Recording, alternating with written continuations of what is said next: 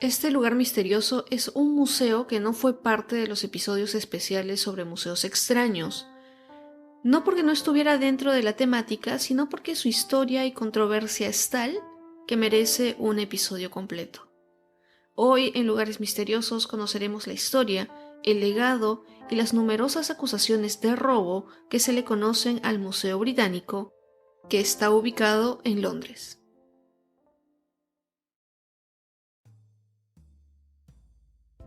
El Museo Británico es uno de los museos más importantes y visitados del mundo. Fue fundado en 1753, pero recién abrió sus puertas algunos años después y fue el primer museo nacional del Reino Unido que cubría todos los campos del conocimiento humano y que estaba abierto a todos los visitantes del mundo. La razón de ser del museo es la insaciable curiosidad por el mundo, una creencia profunda en objetos que son testigos que documentan la historia humana y el deseo de expandir y compartir el conocimiento. El museo inició gracias a una colección de más de 80.000 artículos procedentes de una colección privada de Sir Hans Sloane, médico y naturalista que donó su colección privada al Estado británico, según indicaba su testamento en el año 1753. Esta colección constaba de 40.000 libros, 7.000 manuscritos, dibujos de Durero, una colección de ciencias naturales y medicina, así como antigüedades de varios países del mundo. El gobierno británico pagó 20.000 libras, monto que se obtuvo mediante una lotería pública organizada por el Parlamento británico, según se ha registrado en el acta de fundación del museo del 7 de enero de 1753. A estos objetos se le aumentó la biblioteca personal de Robert Cotton y la del anticuario Robert Haley. Pero el primer lugar físico donde se mantuvo estas colecciones no fue donde está ahora, sino en la Casa Montagu, una mansión del siglo XVI del barrio londinense de Bloomsbury, que también costó 20.000 libras. El primer invitado se recibió el 15 de enero de 1759. El Museo Británico posee más de 7 millones de objetos que cubren la historia de la cultura humana desde sus orígenes hasta la actualidad, y desde su inauguración ha aumentado su colección constantemente mediante donaciones o compras. Al principio, su patrimonio eran libros y documentos, pero luego empezó a recibir varios objetos antiguos. En 1823 se decidió trasladar la colección del museo fuera de la Casa Montagu debido a la falta de espacio, y después de eso, la antigua sede fue demolida en 1845. En un principio, las personas que querían visitar el museo tenían que postular para conseguir una entrada, pero gradualmente se amplió el ingreso y finalmente se permitió el acceso a todo el público. En 1887 ya no había más espacio para ciertas colecciones. Se trasladaron las piezas naturales al Museo de Historia Natural de Londres. Entre 1970 y 1998, toda la colección etnográfica del museo se hallaba en el Museo de la Humanidad, y en 1973 se separó del museo la Biblioteca Británica, aunque se mantuvieron en este gran cantidad de volúmenes que estuvieron en la gran sala de lectura hasta 1998. Solo en 2 ocasiones cerró el museo, ya que siempre ha estado abierto. Estas fueron las 2 guerras mundiales, en las que se decidió cerrarlo para salvaguardar las obras y otras colecciones. Durante la Segunda Guerra se evacuaron algunos de los artefactos, ya que los enemigos realizaron bombardeos en Londres. A pesar de que el museo es muy grande y famoso, muchos de los artefactos que tiene en su poder no se han exhibido y se mantienen en depósitos subterráneos, ya que no hay tantas salas de exhibición para que todos los visitantes puedan disfrutarlos.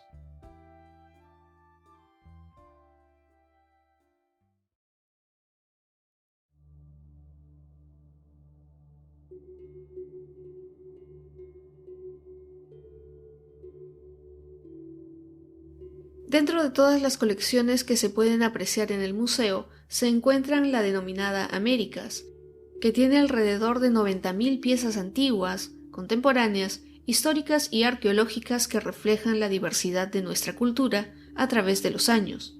Algunas de las piezas importantes que tiene el museo en su propiedad es una máscara medicinal con ojos móviles que fue hecha por los Tlingit, una tribu de la costa noroeste de la isla de Vancouver durante la mitad del siglo XIX.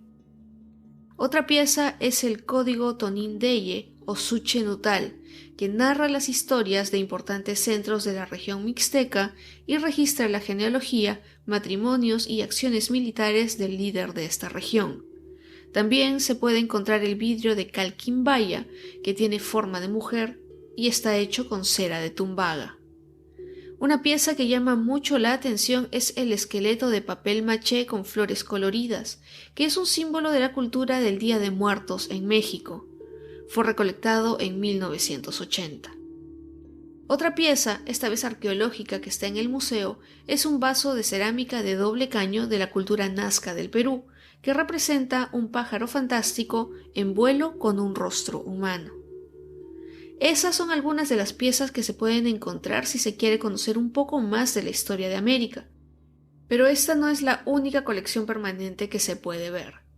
También hay una dedicada exclusivamente a los animales, entre los que se encuentran el trabajo de María Sibila Merian, artista pionera de la flora y fauna, el modelo 3D del gato Geyer Anderson, videos y otro material sobre el collar de dientes de delfines y otra colección de bestias fantásticas, que no se refiere especialmente al mundo de Harry Potter, sino a las criaturas mitológicas del medievo. Otra gran colección del museo es la que se refiere a la cultura china. Los primeros artefactos y antigüedades que llegaron al museo eran parte de la colección de Sir Hans Sloane, el principal donante de esta institución. Desde ese momento, la colección ha aumentado a unos 23.000 objetos que comprenden desde la era neolítica hasta el día de hoy.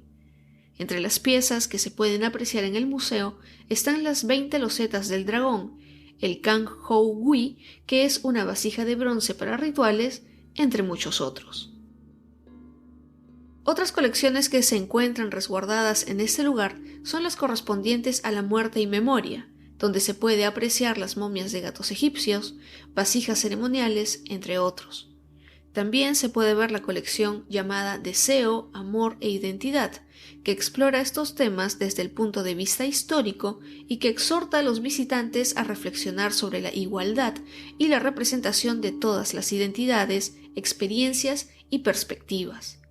Algunos objetos de esta colección son una moneda de la Primera Guerra Mundial, que a la vez fue una carta de amor, además de diferentes pines o insignias LGBTQ, entre otras muchas piezas más.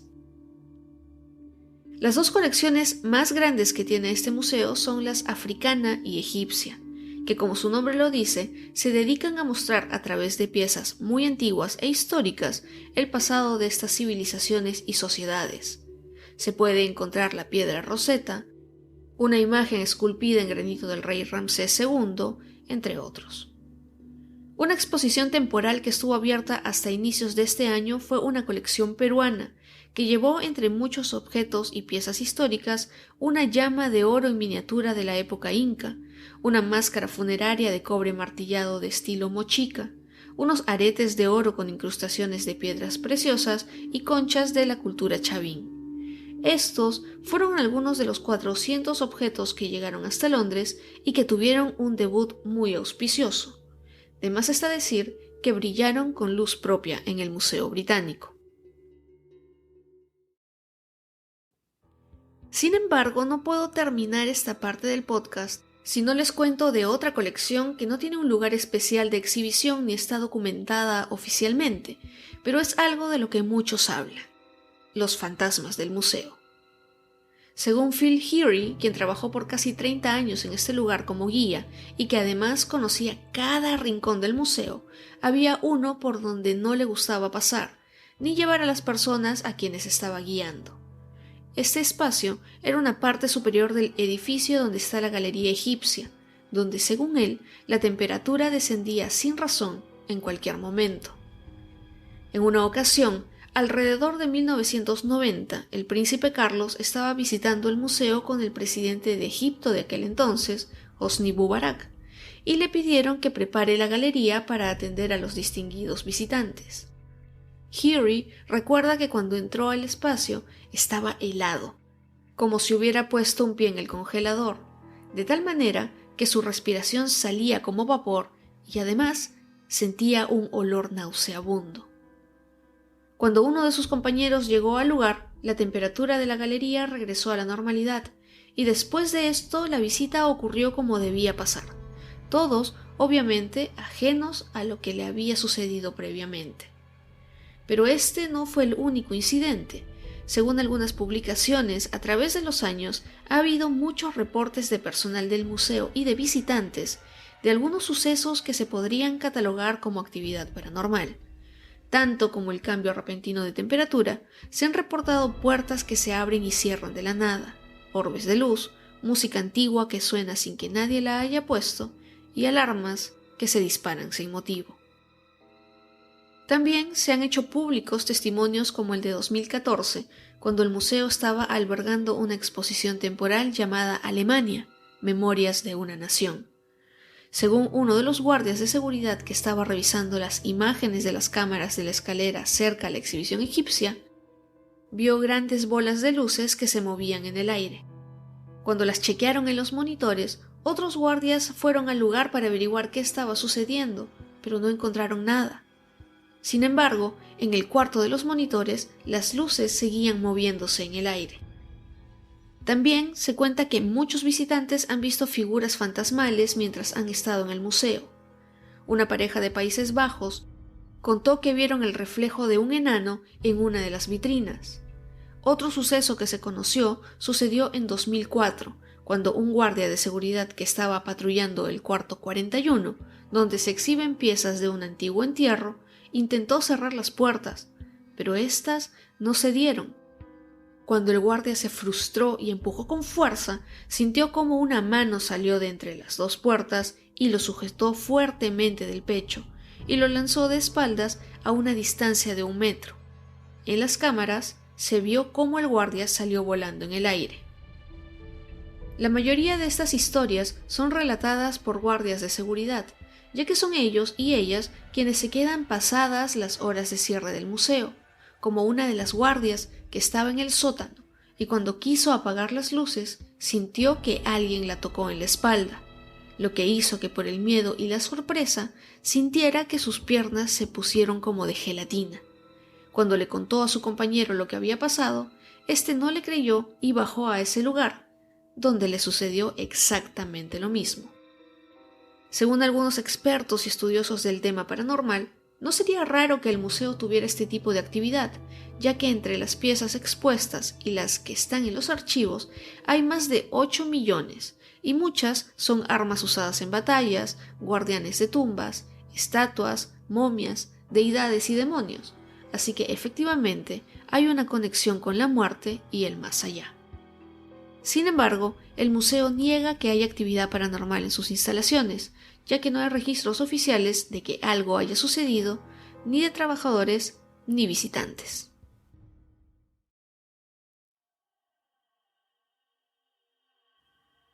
A pesar de lo que el Museo Británico significa para la conservación y difusión de la historia, tiene una gran controversia, y esta es la forma en cómo muchos de los objetos en exhibición y archivo están ahí, y si es que deben ser regresados a sus países originales.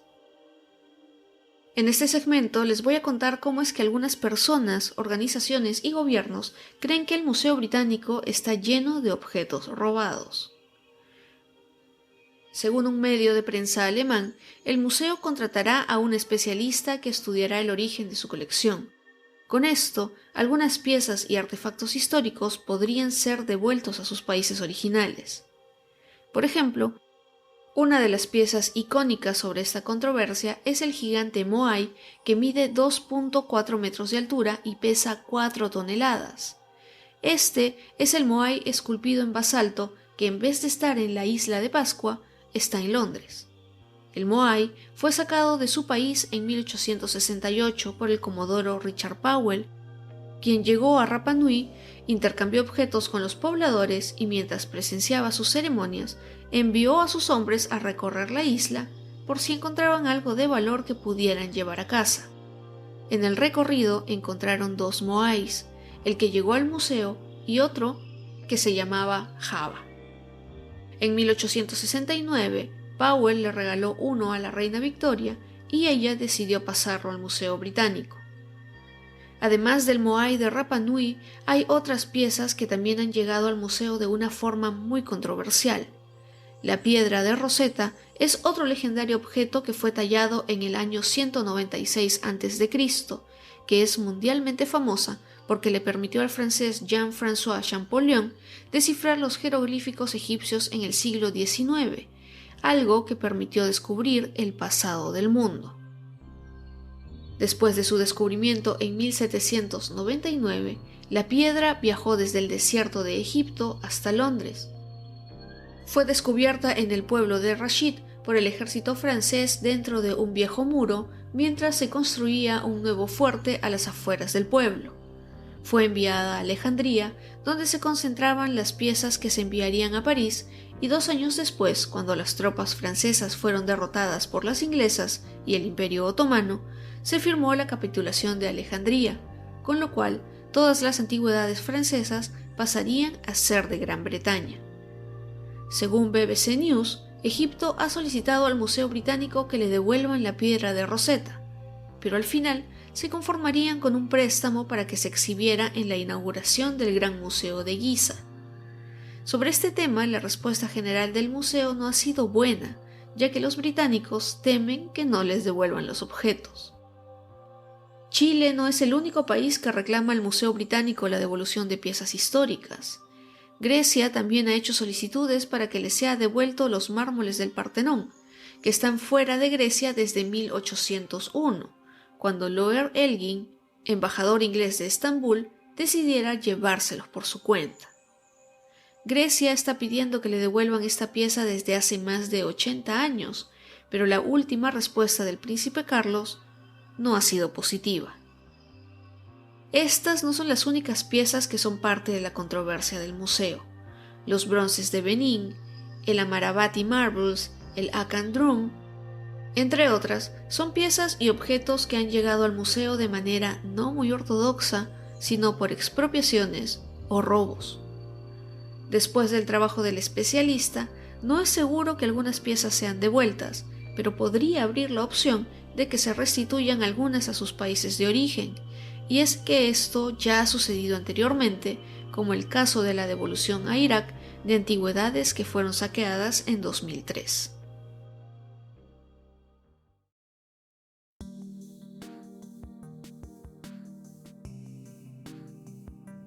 Para visitar el museo se deben reservar entradas en su página web y en principio son gratuitas, pero se alienta a que los visitantes puedan hacer donaciones desde las 5 libras esterlinas. Si hay otras exhibiciones itinerantes, se recomienda a los visitantes que hagan su reserva con anticipación, ya que podrían no alcanzar el ingreso. El museo está ubicado en la calle Great Russell y se puede acceder por cualquiera de sus 2 puertas. Si llegan en el subterráneo, hay 4 estaciones cercanas que están entre 5 a 8 minutos de distancia a pie. Y eso ha sido todo por el episodio de hoy. La única recomendación que les podría dejar es que visiten la página web oficial del Museo Británico y se den una vuelta por la sección de galerías, donde pueden encontrar más información y también pueden hacer un recorrido virtual desde sus casas. Ahora sí, eso fue todo por el episodio de hoy. Espero que les haya gustado y les parezca interesante.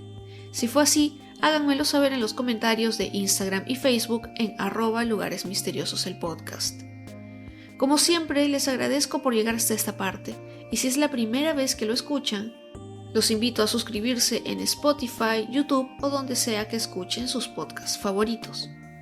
Además, si comparten estos episodios en sus redes sociales, hacen que este podcast llegue a más personas, y así yo pueda seguir haciendo este tipo de contenido.